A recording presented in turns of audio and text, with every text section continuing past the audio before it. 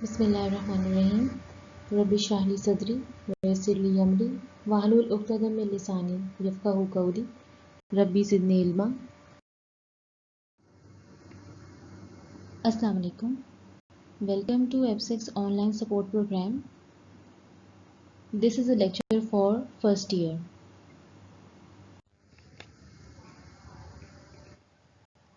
Today is the fourth lecture of chapter number 2, Vectors and Equilibrium. We will cover from page number 69 to 73, that comprises of short questions and numerical problems. Next thing is torque or moment of a force. So for definition, the turning effect produced in a body about a fixed point due to an applied force is called torque or moment of force. यानी कि यहाँ पर हम क्या देखेंगे, जैसे ये एक आपके पास स्पैनर है और इसके अंदर हम फोर्स अप्लाई करवा रहे हैं, और जब हम फोर्स अप्लाई करवाएंगे तो ये मूव करेगा. अगर ये मूव कर रहा है तो यहाँ पर टर्निंग इफेक्ट आ रहा है, और उस टर्निंग इफेक्ट को हम मोमेंट ऑफ अ फोर्स कहते हैं. कंडीशंस क्या होनी चाहिए कि जो फोर्स आप अप्लाई करवा रहे हो और जो डिस्टेंस है between the point of action of force और आपके पास जिस जगह से आप फोर्स अप्लाई करवा रहे हैं, इनके दरमियान का जो डिस्टेंस है इसको हम मोमेंट आर्म कहते हैं. इन दोनों के दरमियान में, यानी कि डिस्टेंस और फोर्स के दरमियान में 90 डिग्री का एंगल होगा तभी टॉर्क प्रोड्यूस होगा, अदरवाइज टॉर्क प्रोड्यूस नहीं होगा. another definition is given. Mathematical form क्या होती है? Tau is equals to LF, where L is the perpendicular distance and F is the magnitude of applied force.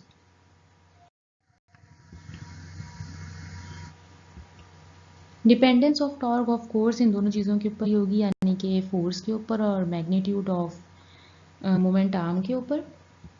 Unit आपके पास है जी इसका Newton metre, और dimensions होंगी ml² T-2. ये वही डायमेंशंस हैं जो आपने वर्क की भी पढ़ी हैं.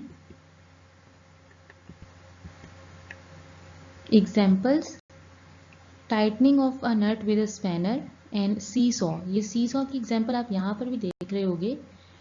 अब हम क्या देख रहे हैं? पॉजिटिव टॉर्क कब होता है और नेगेटिव टॉर्क कब होता है.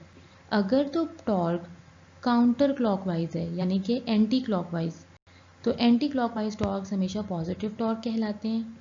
क्लॉकवाइज टॉर्क्स हमेशा नेगेटिव कंसिडर किए जाते हैं.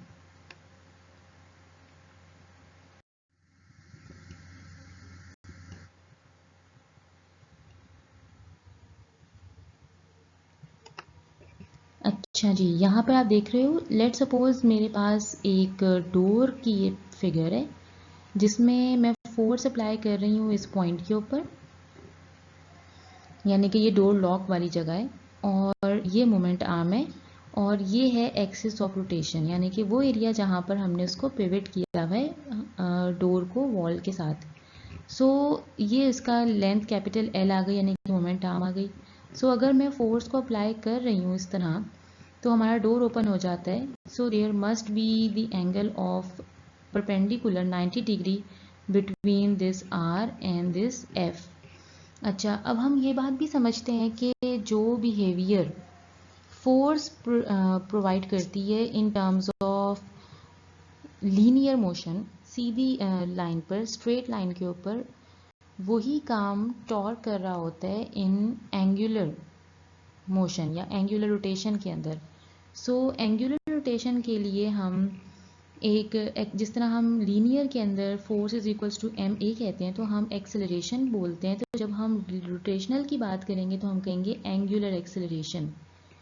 फिर हम बात करेंगे अगर हम बॉडी को चाहते हैं कि वो रेस्ट में हो या फिर वो रोटेट कर रही हो यूनिफॉर्म एंगुलर वेलोसिटी से, तो फिर एंगुलर एक्सेलरेशन को ज़ीरो होना चाहिए. यानी कि इस केस के अंदर यहाँ पर एंगुलर एक्सेलरेशन ज़ीरो रहेगी, तभी हम कहलाएंगे कि हमारा जो बॉडी है वो रेस्ट पर है.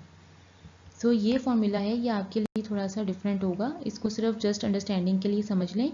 ये जो अल्फ़ा लिखा हुआ है बेसिकली ये एंगुलर एक्सेलरेशन है, ये अगले चैप्टर्स में आप पढ़ोगे. अगर ये ज़ीरो हो तो फिर टॉर्क भी आपके पास ज़ीरो प्रोड्यूस होगा.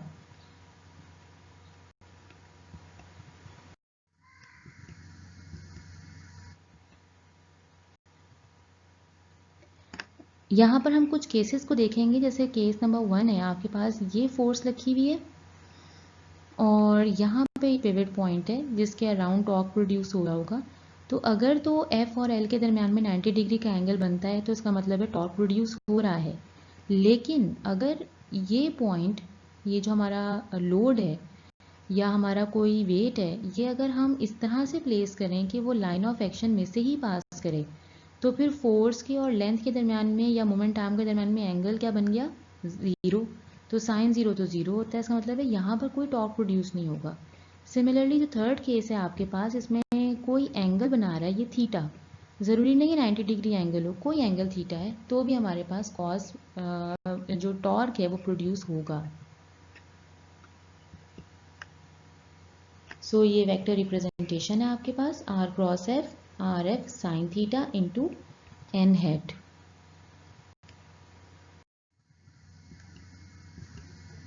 Next thing is moment of a couple. Couple forces के बारे में बहुत पहले से क्लासेस के अंदर पढ़ा जा रहा था।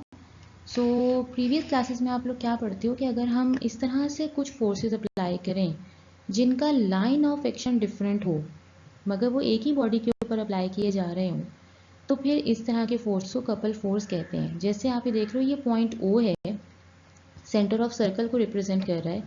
इसका रेडियस आर बी मैं कहूँगी बी पॉइंट के लिए और आर ए कहूँगी मैं ए पॉइंट के लिए। एक फोर्स अप्लाई हो रही है एफ टूवर्ड्स राइट, एक फोर्स अप्लाई हो रही है F towards left on B point. तो अब आपको क्या लगता है ये कैसे रोटेट करेगा? ये एफ भी ऊपर यूं जाएगा मूव करता हुआ, ये एफ भी यूं जाएगा। इसका मतलब है कि यहाँ पर इक्विलिब्रियम स्टेट नहीं आ रही, बल्कि ये मूव कर रहा है, ये रोटेट कर रहा है, मगर एक ही डायरेक्शन में रोटेट करेगा। इस तरह की जो आपके पास फोर्स होती है उनको कहा जाता है मोमेंट ऑफ अ कपल। और ये हम देख रहे हैं कि ये एंटी क्लॉकवाइज रोटेशन में मूव करेगा। अगर मैं इसको कैलकुलेट करना चाहूँ इसका टॉर्क, तो हम फिर कैसे कैलकुलेट करेंगे? Let suppose the couple moment determined about O is tau is equal to R A cross F A. अच्छा, अब यहाँ पर एक चीज़ का ख्याल रखेंगे, हमेशा जिस तरह मैंने आपको बताया कि एंटी क्लॉकवाइज टॉर्क पॉजिटिव और क्लॉकवाइज टॉर्क नेगेटिव कंसिडर किए जाते हैं, बिल्कुल इसी तरह जो पॉजिटिव साइड पर या राइट साइड के ऊपर फोर्सेस अप्लाई होती हैं उनको हम पॉजिटिव कंसिडर करते हैं, यानी कि जो ये फोर्स है ये पॉजिटिव कंसिडर की जाएगी, और जो लेफ्ट साइड पर फोर्सेस लगती हैं उनको हम नेगेटिव कंसिडर करते हैं। सो हमारे पास क्या फॉर्मूला बनेगा? R A cross F A. R cross F का फॉर्मूला ए क्यों लिख रही हूँ मैं सब्सक्रिप्ट के लिए? क्योंकि ये इस पॉइंट के ऊपर टॉर्क प्रोड्यूस होगा, plus R B plus into F B, यानी कि एक टॉर्क इसके अलोंग भी प्रोड्यूस हो रहा है, ठीक है, इस फोर्स के अलोंग। और आप देख रहे हो कि इस एफ और आर के दरम्यान में 90 डिग्री का एंगल है। सिमिलरली इस आर और एफ के दरम्यान में 90 डिग्री का एंगल है, तो फिर टॉर्क प्रोड्यूस होगा। लेकिन जिस तरह मैंने आपको बताया कि पॉजिटिव साइड के ऊपर फोर्स राइट साइड पे पॉजिटिव कंसिडर होगी, लेफ्ट साइड पे नेगेटिव कंसिडर होगी। सो ये फोर्स एफ बी नेगेटिव हो जाएगी।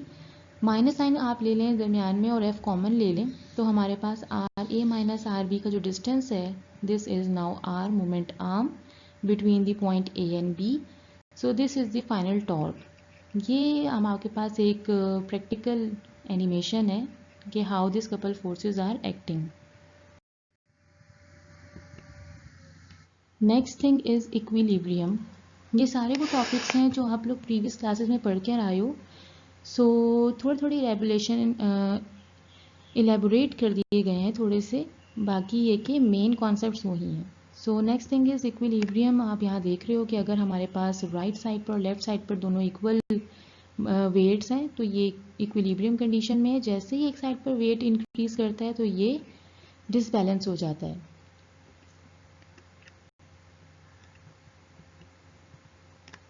A body is in translational equilibrium if it is at rest or is moving with constant speed.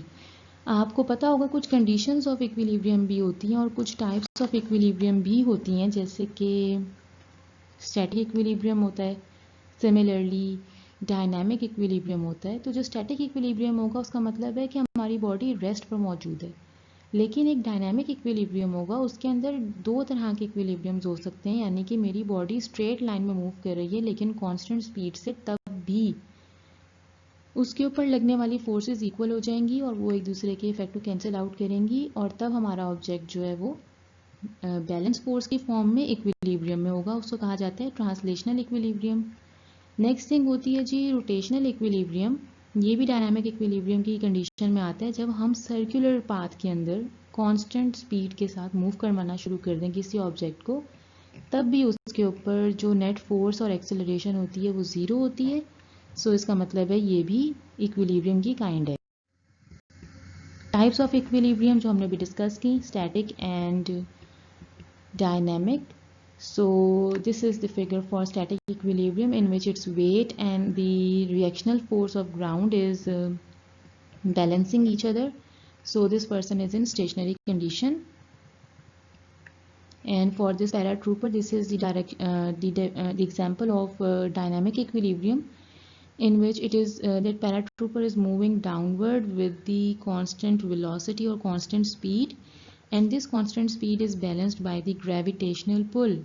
So it is in dynamic equilibrium.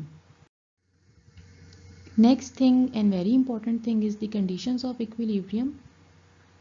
For a body to be in complete equilibrium, these two conditions must be satisfied. The first condition and the second condition, both must be satisfied.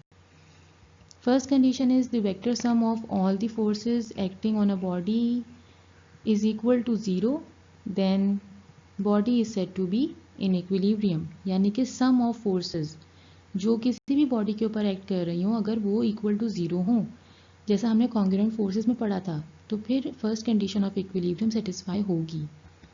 Second, इसकी mathematical equation कैसे होती है? Summation का मतलब होता है plus करना बहुत सारी फोर्सेस को।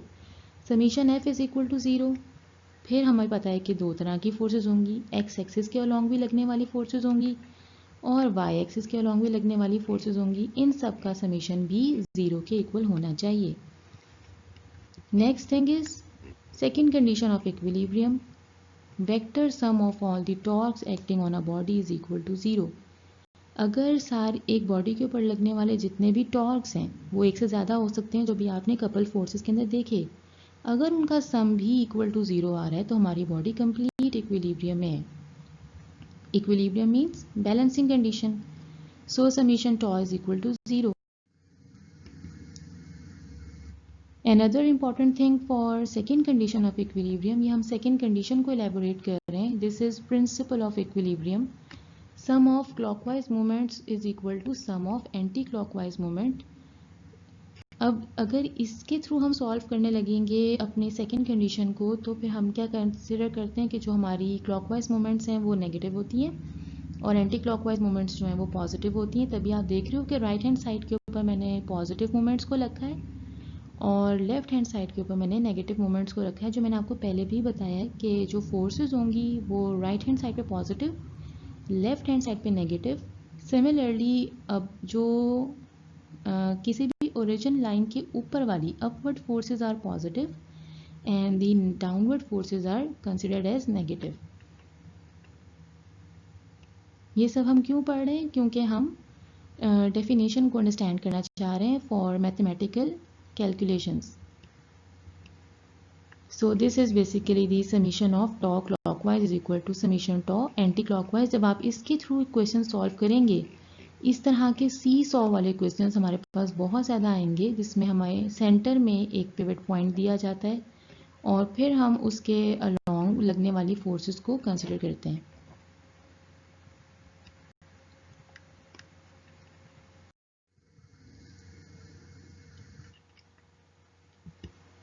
नाउ फॉर असाइनमेंट 2.5, आपको एक स्प्लैंक नज़र आ रहा है। इस प्लैंक को यानी कि वुडन कोई मटेरियल है जिसको हमने एक थ्रेड के साथ यहाँ पे सपोर्ट दे दी है और ये थ्रेड जो है इसकी अपनी फोर्स है 400 न्यूटन। एक पर्सन यहाँ मूव करके आ रहा है, इसका अपना वेट है 400 न्यूटन और इस प्लैंक का वेट है 200 न्यूटन। तो अब जो इस प्लैंक का वेट 200 न्यूटन है और क्योंकि ये एक सिमेट्रिकल शेप है इसलिए ये सेंटर ऑफ ग्रेविटी के पॉइंट पर लाई करेगा। ये सपोर्ट बी है, इसको मैं पिवट पॉइंट बनाऊंगी। अब पिवट पॉइंट के बाद क्या होगा, हम देखेंगे कि जो पर्सन यहाँ मूव करके आ रहा है ये कितना देर तक आगे मूव कर सकता है इस प्लैंक पर कि ये रोप यहाँ से ना टूटे। तो आपको बेसिकली डिस्टेंस मालूम करना है इस पर्सन का। अब देखो टोटल लेंथ इस प्लैंक की है 6 मीटर। यहाँ पर मैंने 3 एरोज बनाए हुए हैं, ये बेसिकली वो टॉर्क्स हैं जो इसमें प्रोड्यूस हो रहे हैं बिकॉज ऑफ दिस फोर्स और उस डिस्टेंस के दरमियान में जो हमें इस प्लैंक के ऊपर नज़र आ रहा है। अब आप देखो पहला टॉर्क प्रोड्यूस होगा इस डायरेक्शन में, ये डायरेक्शन कहलाती है क्लॉकवाइज। सो क्लॉकवाइज डायरेक्शन में क्योंकि ये पिवट पॉइंट है सो ये रोटेट करने की कोशिश करेगा इस साइड पर। सिमिलरली जो ये फोर्स एफ बी है, सॉरी एफ एम है, ये भी मूव करने की कोशिश करेगी इस साइड पर। तो ये दोनों के दोनों क्लॉकवाइज टॉर्क्स होंगे। ये जो ऊपर एक फोर्स अपवर्ड फोर्स का टॉर्क है ये होगा एंटी क्लॉकवाइज, क्योंकि upward forces are considered positive and downward forces are considered negative. So for clockwise torque हमारे पास 2 क्लॉकवाइज टॉर्क्स हैं, ये लिख दिया मैंने, F M multiply by R M, force multiply by R, तो टॉर्क बन गया, प्लस दूसरा क्लॉकवाइज टॉर्क इसका प्लैंक का F P multiply by R P is equal to anti clockwise torque, एक ही एंटी क्लॉकवाइज टॉर्क है F T multiply by R T. ठीक है, अब वैल्यूज पुट कर दें। इसका फोर्स आपको लिखी हुई है 400।